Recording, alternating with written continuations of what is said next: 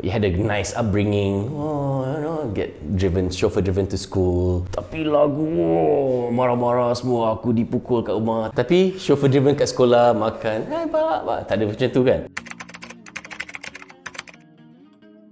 That's actually a very good question. I think at a very young age, suffering does help your art because you are unable to dive into that emotion because you are inexperienced. But lepas you dah tua dah, lepas you actually can read, you can do research about different states of beings.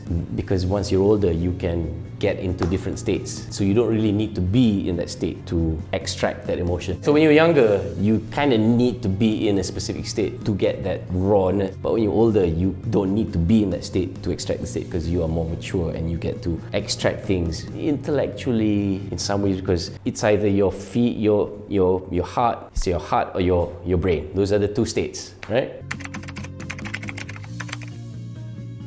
Wow, because the age too. So you won't be able to do it the same way. It will be something different lah. Because you won't be the same, but it'll be something different if it's done at an older date. Maybe kalau something angsty when you're younger, if you're angsty when you're older, it's still angsty, but it's not that young, immature angst. It's something older.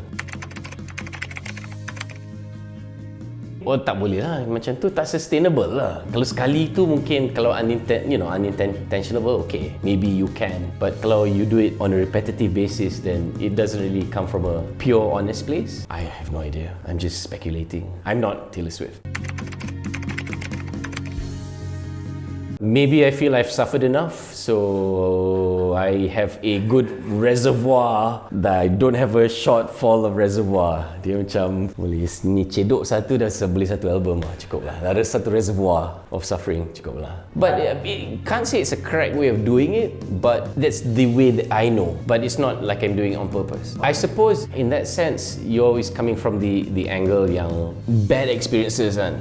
Maybe it validates the experience, and you come from a bad place and then you speak about it, so it kind of validates the experience, kan? It validates that anger. Daripada you had a nice upbringing, get chauffeur driven to school, tapi lagu, marah-marah semua, aku dipukul kat rumah. Tapi chauffeur driven kat sekolah, makan, balak. Tak ada macam tu kan? Dia tak validate, so orang tak boleh connect. Walaupun you can get to extract that same emotion, tapi dia macam tak validate lah cerita dia. So it's not compulsory, but it connects. It validates, I think. It's just a validation, but it's just people's perception. It's not really up to you as the artist, it's just people's perception. Again, it's how people view your art.